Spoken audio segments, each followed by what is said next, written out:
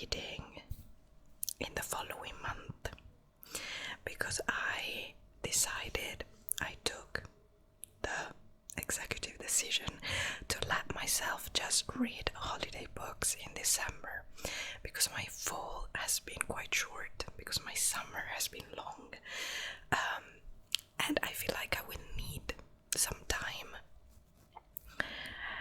and some help getting into the Christmas spirit this year, right? I feel like this year I would like to make my December TBR mainly holiday reads, because I need to feel like I'm immersed into the Christmas spirit. I want to feel that, Christmas magic again. So we'll talk about that in another video, but yeah, therefore, since I've taken this decision, it doesn't leave me much space to read all of these books that I honestly wanted to read this year.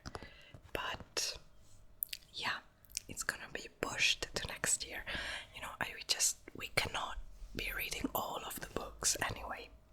The TBR will always prevail, always. But yeah, whatever. Before we get into it, I just want to tell you today I'm so happy, because first of all, we hit 1K. You guys, I'm so happy. Thank you for being here. Thank you for supporting the channel. Thank you for creating this community that we are creating. I love seeing your tiny face on the comment section. I'm so happy. Thank you. If you're new here, thank you for clicking on today's video. I hope you will stick around. Once we hit 1K, my boyfriend brought me to the bookshop, and we did a bookshop challenge where he gave me 5 minutes to look around, 2 minutes to collect all the books I could hold, and I did some damage. I didn't know I could hold that many books, but yeah, I got like around 20, maybe plus books, and yeah, he is the best. I do not know what I do to deserve him, but here we are, and you will see the whole for that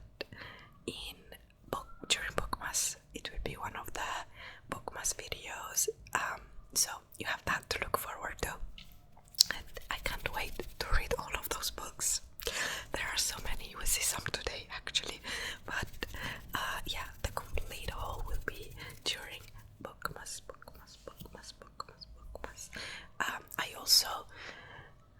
I also debated if I wanted to post this video during Bookmas, but I decided, now is the time, because I have so many videos for Bookmas, and I had to literally pick and choose what to do for Bookmas or what not to do for Bookmas. But anyways, and last thing before we start, I just wanted to show you what I baked yesterday. We basically ate them all, but I baked mini cinnamon rolls. They are so cute. I let them cook a tiny bit too much, but that made it so that they are kind of crunchy on the outside, but they stay soft in the inside. I loved it. And this morning I woke up to a big blue sky and some snow on the rooftops. So now I have this huge mug. It's my Disney Aristocats mug with an infusion. It's a yogi tea infusion that is called Christmas tea, but there's no tea in it. It's just a bunch of spices, but it smells like a Christmas market, and there's some cocoa shells in it, so I love it.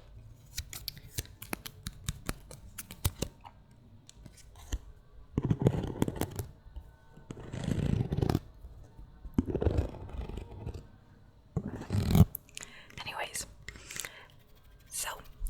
your drink or a snack, get cozy, and let's get started.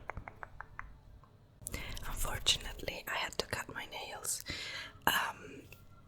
so hopefully this will still sound good to you. They are slowly growing back. I had to give them some rest after all that gel, so unfortunately I had to cut them, but hopefully still sounds good. Let's get started. So I thought we would start with the books on my 10 before the end books that I will not be able to read. So there's 3 books. I have already read 6 out of 10, which I'm very proud of. Everyone, give me an applause. Thank you, because that's a big accomplishment, right, to me. And I will read the 7th one, so I will have read 7 out of 10 books, which is huge to me. But these 3, I just don't see myself reading because I will not be in the mood for this. The mood has already passed, for these 3 books. And if I end up reading one more full book, it will not be one of these. So yeah, and that's a big if anyway. So the first one.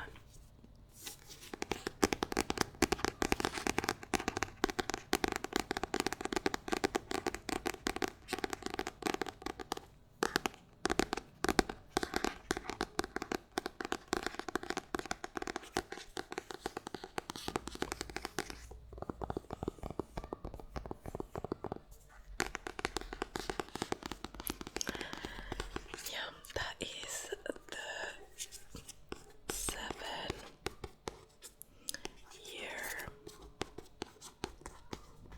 slip. The 7-year slip by Ashley Boston. I will not be reading this year.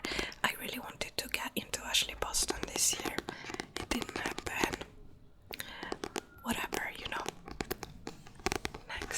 Next year I will probably read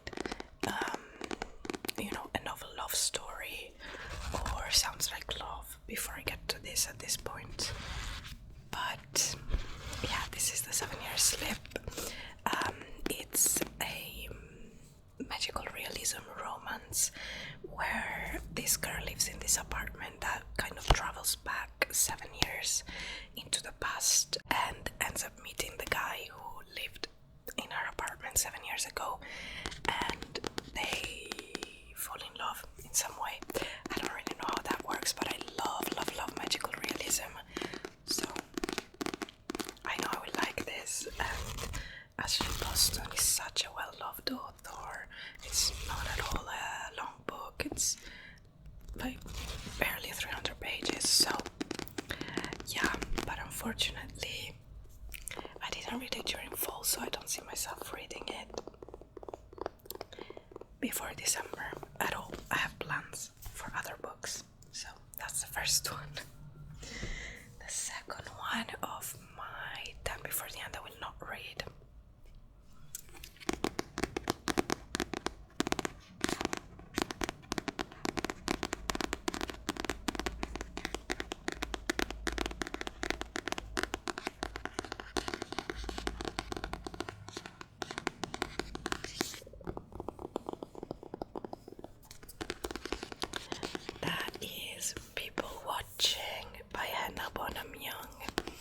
This, I was hoping, would be my first Hannah Bonham Young read. Now, I realize this book is quite controversial. I've heard many mixed reviews now, and I'm kind of scared of getting into it because the main critique this book gets is that the relationship between the 2 main characters is too physical and not like, and it starts out as just a physical connection, and that is just not my favorite thing. But the cover is gorgeous, and yeah, I don't know, I will get to it at some point, that's for sure. Just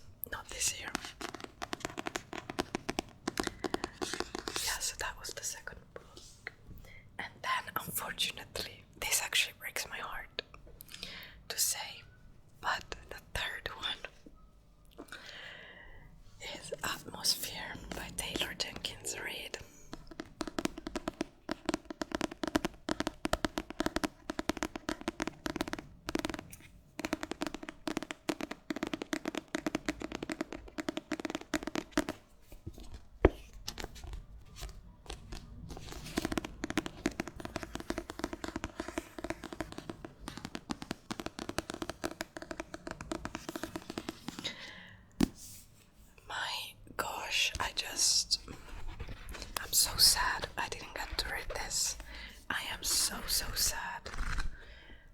Plus it's not even a long book, you know, but yeah, I didn't get to it, and I don't have time to read it before the new year, and it's fine. I will read it next year.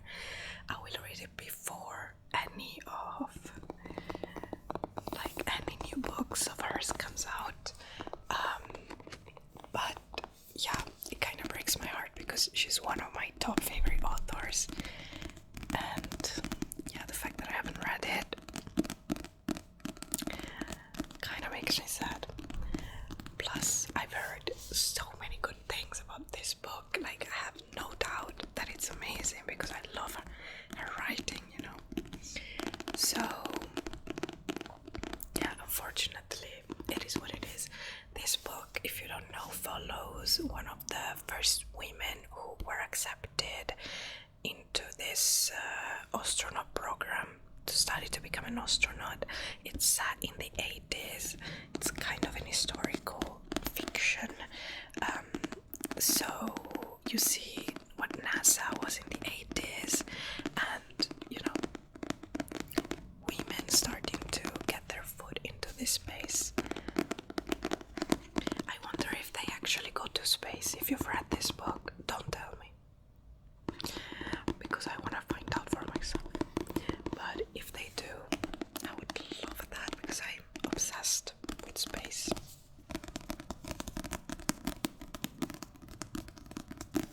So yeah, that is the third book, Atmosphere. And those are the 3 books from my 10 Before the End, which if you haven't seen it, I will link it in the description. The 3 books from my 10 Before the End that I know I will not get to. So yeah, there we go. And then should we go genre? Yeah, I will go romance first and then fantasy. So one book that I put on, I believe, my September TBR, and I didn't get to it, and now I know that will not happen.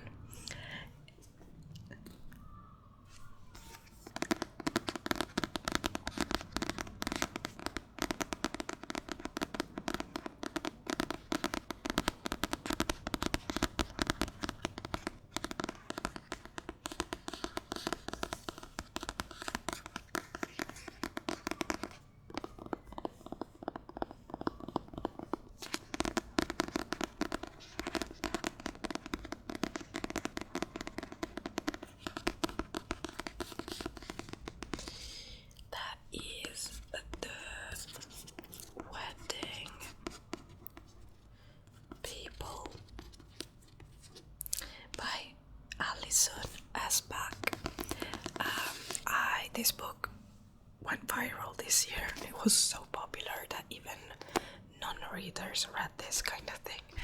And I really wanted to read it in September to say goodbye to summer, because it's a more bittersweet book, I believe. But then I didn't get to it. So now I have to wait, you know, the right moment next year. I'm not gonna read it in winter, you know, like it's sad in Rhode Island, I believe. Yeah, so I'm not gonna read it in winter, you know what I mean? But The Wedding People, if you don't know, follows this girl who, trigger warning, is suicidal. So she decides to end her life at this hotel by the beach in Rhode Island. But when she gets there, she realizes that the whole hotel has been taken over by this wedding party, and the bride finds out what she is planning for her stay at this hotel and decides that ain't gonna happen on my watch. You're not gonna ruin my wedding day, right? So they strike up sort of a companionship, and yeah, I don't know, that's all I know about the book. But yeah, that's why I say it sounds bittersweet. This is actually general fiction, it's not a romance, I forgot to say. But yeah, I'm really curious about this book. I want to read it. Just now he has to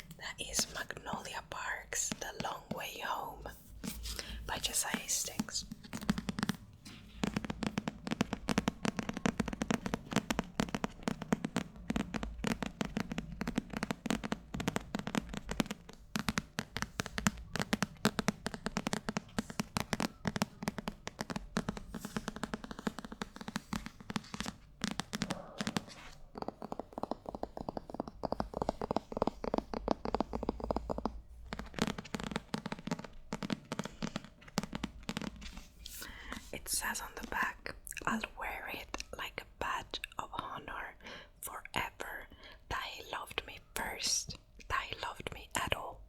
Have you ever had a love like that? Oh, Jesus.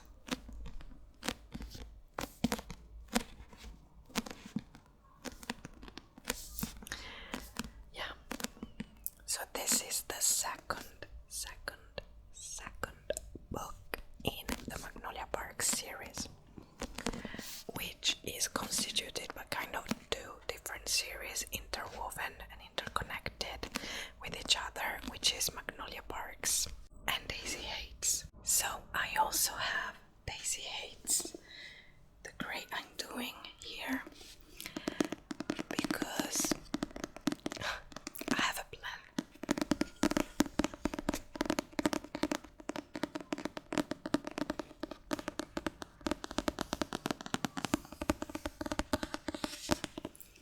And on the back it says, it's the great undoing of my heart as I know it. Jesus, save us all. So I actually have a plan for these two books, which is to tandem read them. This is thick. Like, what are we doing here? Anyways, regardless, I have a plan to tandem read these two, so that is why I didn't get to them this year, because it's intimidating to do a tandem read in general, but to do a tandem read of Magnolia and Daisy, I feel like it's a heartbreak waiting to happen. So I need to be psychologically in the mood and ready for this mess, okay? Especially because of how the first books ended. If you know, you know. So yeah, those are two books I definitely wish I read this year. Because I read the first Magnolia Parks and the first Daisy Hates this year, but I didn't get to it, and you know, life happens, whatever.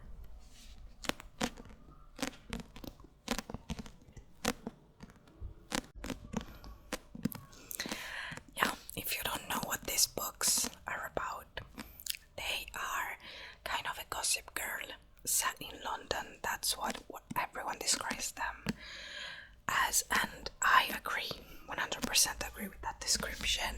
These books are technically romance, but it's a romance series, so there's no HEA for each book, like, and who knows if there will be a happily ever after at the end.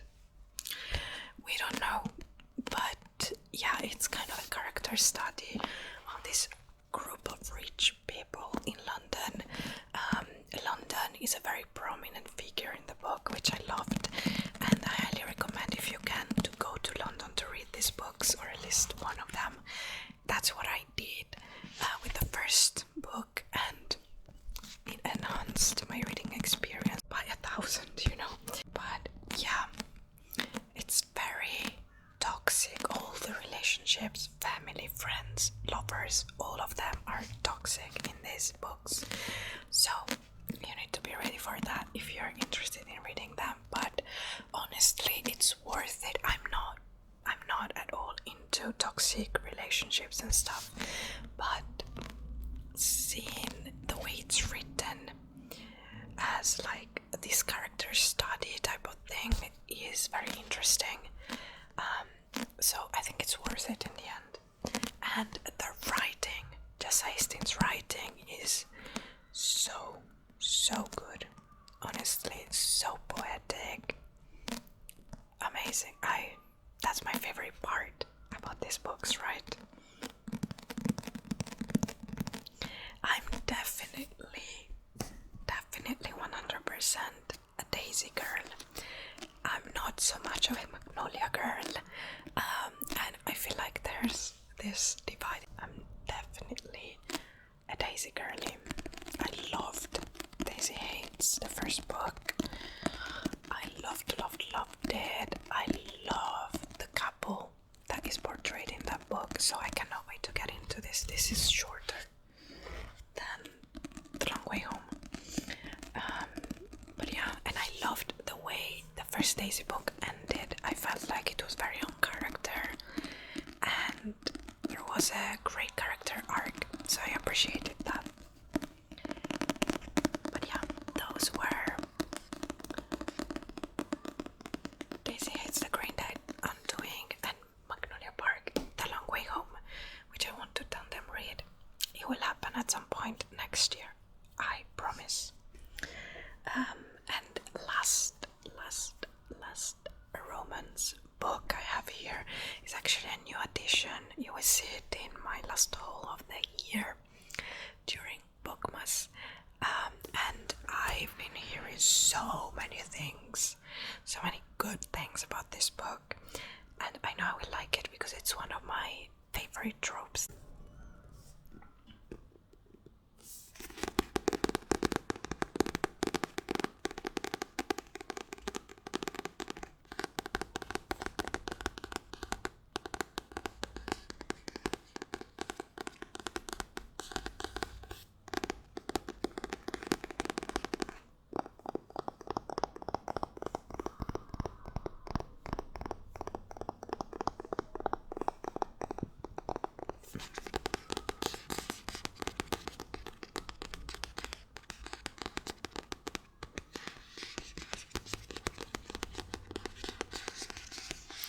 So that is Left of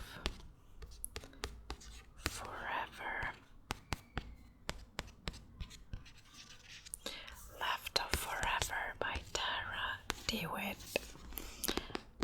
And we have a quote by Elsie Silver on the cover that says pure magic. This time they'll get it right.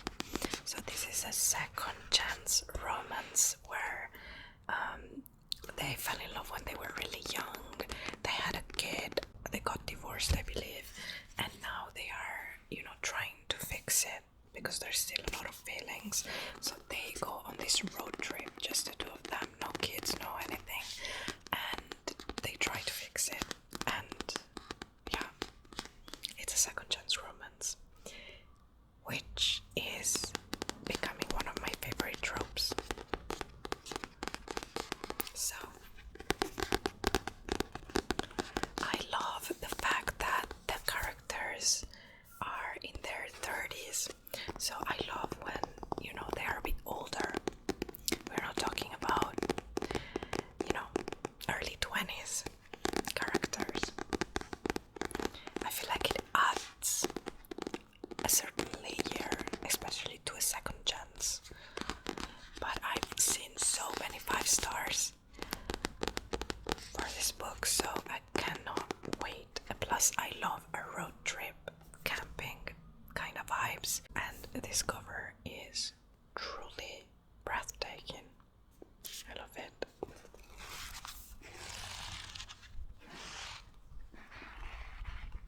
I didn't get to it this year. I only recently bought it also, but I wish I did because I really, really, really want to read it. So hopefully I will get to this soon, next year. But yeah, that is Left of Forever.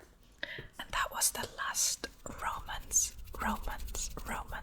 There is some bird out there. There's like a crow on a tree just next to my balcony, and he's screaming on the top of his lungs. Okay, let's get into the fantasies. I feel like, apart from one of them, these are all new books that I've been thinking about constantly. Also because they were very popular this year, so I've got a bit of FOMO going on, which is okay for books, because if it makes me read more books, I'm fine with it, you know what I mean? But yeah, for sure, these were books that were very popular in, book social media, book talk, booktube, etc. So, starting with the first one, which is a standalone fantasy.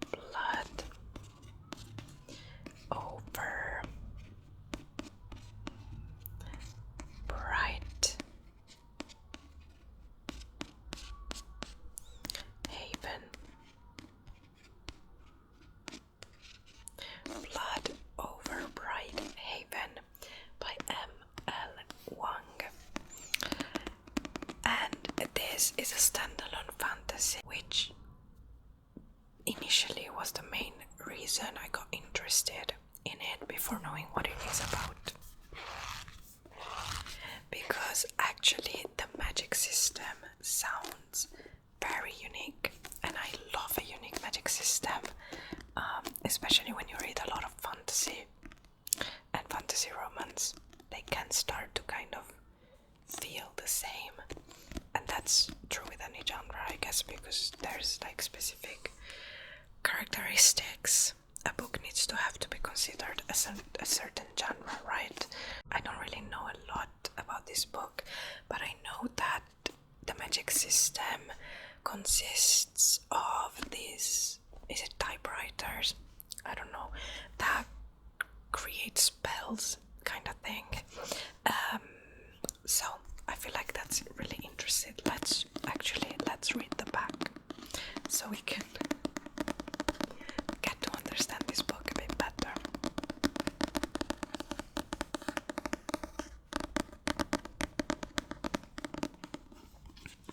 Truth over delusion.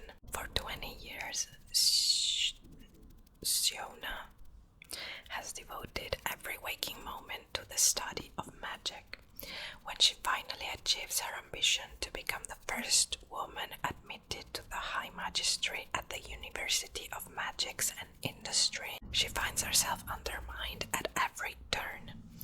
Instead of a lab assistant, she's paired with a janitor, putting her crucial research at risk. But Tomil wasn't always a janitor. Once a nomadic hunter from the wild plains outside the city, he now sees a chance to understand the forces that decimated his tribe and drove him from his homeland. Together, they will uncover an ancient secret that could change the course of magic forever if it doesn't get them killed first. Okay, so it feels like this is a dark academia fantasy. I've been burned by this genre this year with Catabasis, but this gets stellar reviews. So I'm trusting ML Wong. And yeah, I really wish I read this book before. Now we have to just read it next year. I might put this on my 26 books to read in 2026 actually. We'll see. But yeah, this is very high on my list.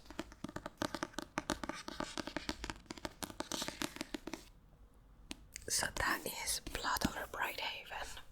Then we have a book that we all know by now. I wish I read this year because I put it, I believe, in 2. No, I put it in 1 TBR. It almost made it on the second one, but I actually didn't put it there. And honestly, I'm happy with it because I feel like, yeah, I need to read this during the winter. So yeah, we'll see. But I would like to get to it like in January/February, early in the year during the winter.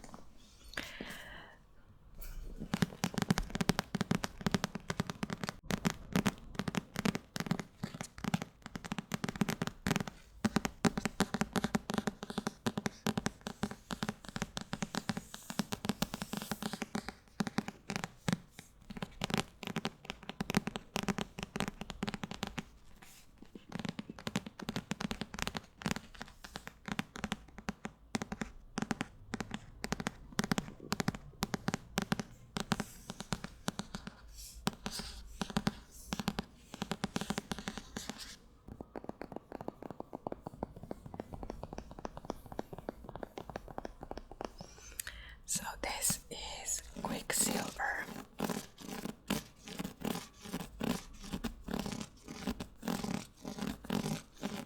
Quicksilver by Cully Hart.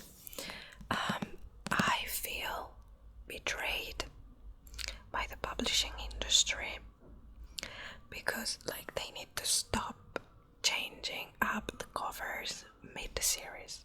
I can't. But yeah. This is Quicksilver, the second second book in this series just came out, or is coming out next week. Is it coming out next week? Quicksilver. This book, it went viral on BookTok because of, I guess, the brooding MMC. Because, you know, the girl is on BookTok, love a shadow daddy, but, which I guess we all do, don't we? But all I know about this book is that there's this girl who is not a fae, but she has powers of some kind. One day accidentally crosses a portal to the fae world and ends up finding herself in the middle of this war, this conflict. There's fae warriors, which one of them takes her in, but he's trying to use her powers actually to his advantage for the war. That's all I know about this book. It's a fantasy romance, and yeah, I don't want to know much else because I feel like I already know too much with knowing that, but it's written on the back of the book at the same time. So my book bestie Freya from Freya ASMR, she told me she read this month and she said I will enjoy it. So I want to get to it this winter for sure. And the reason why I say I want to get to it during the winter, it's because the back says that when the main character reopens a gateway between the realms and is transported to Ibelia, the fair realm, it's a land of ice and snow. So, you know, I will be reading that during the winter, you know. I feel like that makes sense to me, and since I'm a huge mood reader personally, I like to match the atmospheres of the book to my reality on the outside world. So yeah, that is a book I wish I read this year.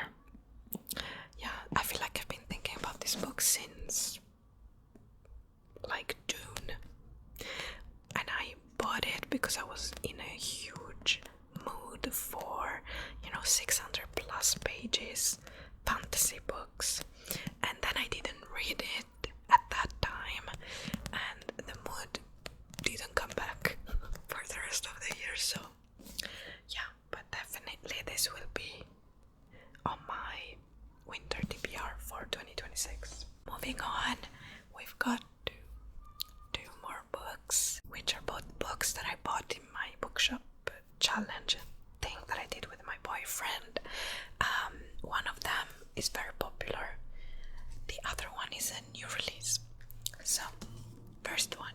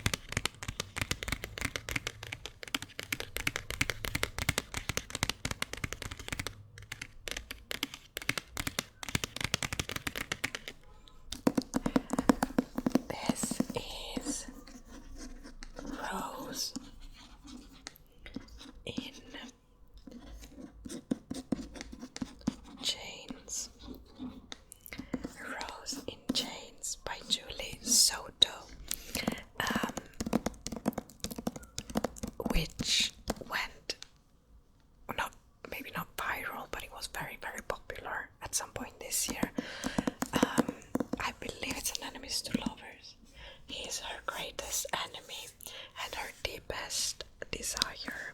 So yeah, I believe it's a darker fantasy, which I've been in the mood for lately, and that's a new development for me. So I love that for me.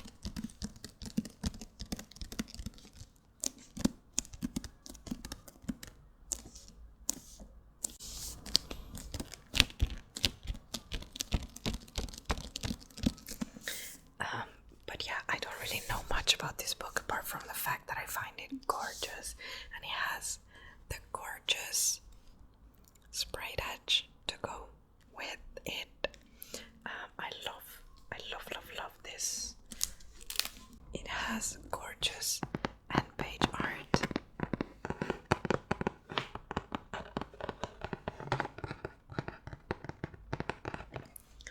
This is so cute. I actually have no idea if this is a standalone or a series. But the back says, "You don't know what I'm thinking now." Brioni's eyes were glued to Tobin's as their feet glided over the dance floor. She could feel his breath on her face. "I never know what you're thinking," she whispered. Okay. The war is over. The dark forces have won, and the hero who was supposed to save them is dead. After watching her brother die and her kingdom fall, Princess Brioni Rosewood is captured by the enemy, stripped of her magic, and auctioned off to the highest bidder. I'm sorry, what? She's sold to Toven Hurst, scion of the powerful and devious Hurst family, and her secret infatuation. But Brioni can't submit to her feelings. A secret rebellion is brewing, and she must escape to join it. Yet, despite the horrors of her new world, help and hope can arise in the most unlikely places. Yeah, just hell yeah. So yeah, it is a darker fantasy. But I love an enemies to lovers. That is still my favorite trope. And I feel like I really need a book with a lot of yearning, a lot of tension that the enemies to lovers tropes gives you, you know. One that's done well anyway. And when I picked this up, there was a girl at the bookshop who knew what I was doing.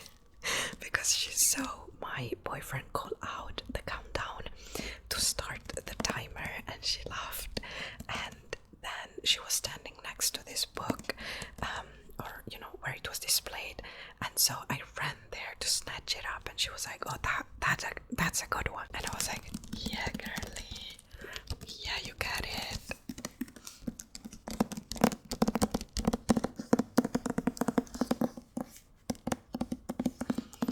I feel like it doesn't say anything about a series here, but it might be one, you know, fantasy, romance especially.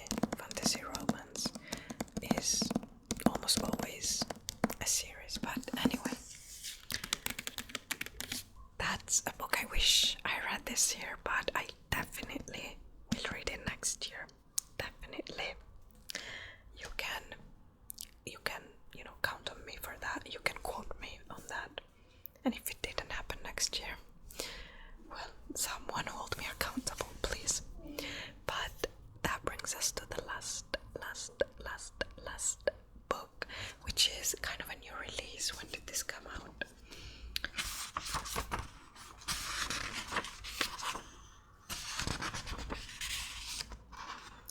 It came out,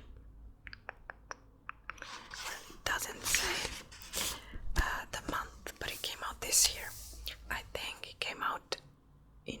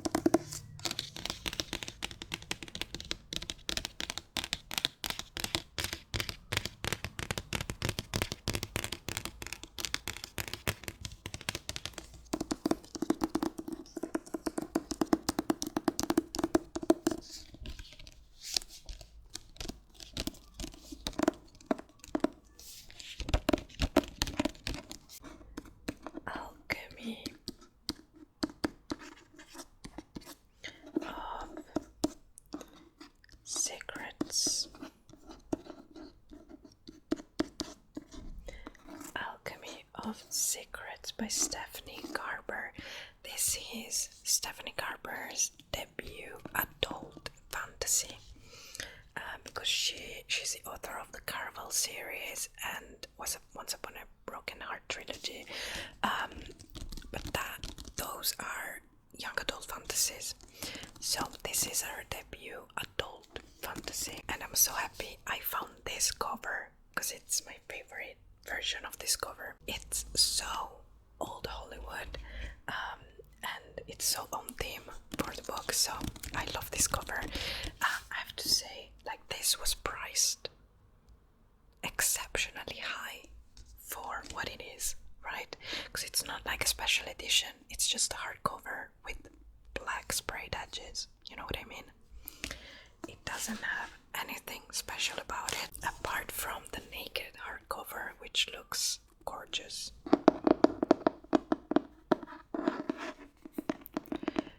And it says Folklore 517, the Devil's Sidecar, and I feel like this is relevant to the book.